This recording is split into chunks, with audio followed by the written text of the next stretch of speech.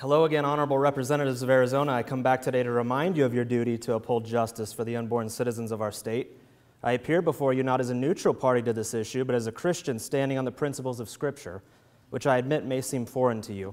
We've all been told that to engage in such behavior is to violate a supposed separation of church and state, a phrase that has been twisted and weaponized by the enemies of my Lord to get Christians like me to check their ultimate commitments at the door and enter the public square stripped of their foundation, to condemn a moral atrocity like abortion.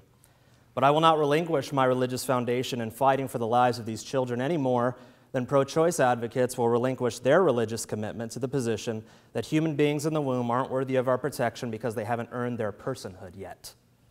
I am more concerned with being faithful to my Lord than looking respectable or reasonable in your sight. What's unreasonable is for mothers in our state to think so little of their children as to treat them like disposable waste for their own sakes. It is not respectable to pay someone to assassinate your own offspring by having their little bodies sucked out of your body and then discarded under the label of unwanted parasite. It is unconscionable to carve up a child and call this act choice, health care, or reproductive freedom, which is a euphemism for child murdering rights, due to the fact that if a woman is pregnant, she has already exercised her right to reproduce. This term becomes the thin veneer of pseudo-justice that exclaims, it's a righteous thing for them to desire the death of their own children for their sake and the obligation of others like us to ensure that they have the provision to carry it out. Such thinking is the basis of violent injustice, with the primary victim being the unborn child in the womb who is made in the image of God.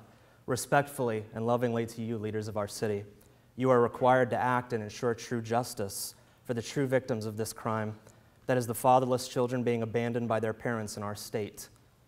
Even if you're sitting here today and you agree with what I'm saying, merely acknowledging the truth that this is murder is not enough.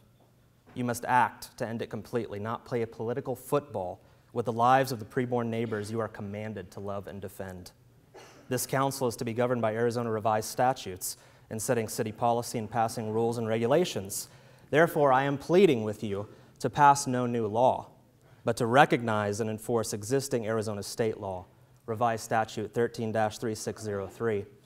If you do not, the only ones that suffer as a result will be babies in our state that are systematically and brutally murdered under your watch. Thank you so much again for your time. Go to endabortionnow.com for more details.